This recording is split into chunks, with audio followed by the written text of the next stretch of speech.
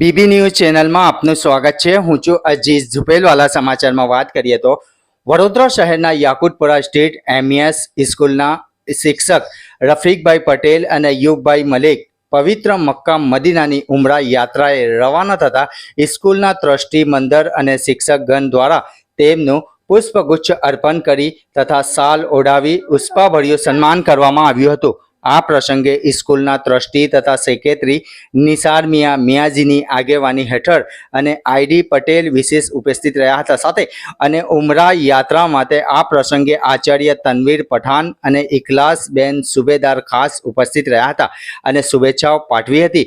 સન્માનિત શિક્ષકે જણાવ્યું હતું કે તેઓ પવિત્ર મક્કા મદીના ભારત દેશની સુખ સમુદ્ર શાંતિ અને પ્રગતિ માટે વિશેષ દુઆ કરશે તેમ જણાવ્યું હતું। તેમણે વધુમાં જણાવ્યું હતું કે ભારત દેશનું નામ સમગ્ર વિશ્વમાં ગૌરવ સાથે ઊંચું રહે, દેશભરમાં ભાઈચારો, પ્રેમ, કોમી એકતા જળવાઈ રહે તેમજ તમામ ધર્મ અને જાતિના લોકો પોતાના તહેવારો સૌહાર્દ અને એકતાથી ઉજવે।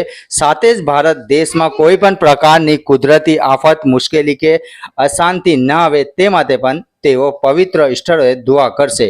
આ પ્રસંગે સ્કૂલ પરિવાર દ્વારા ઉમરા યાત્રા સફળ અને મંગળમય બને તેવી શુભકામનાઓ વ્યક્ત કરવામાં આવી હતી। રિપોર્ટ અજીઝ ઝુપેલવાલા।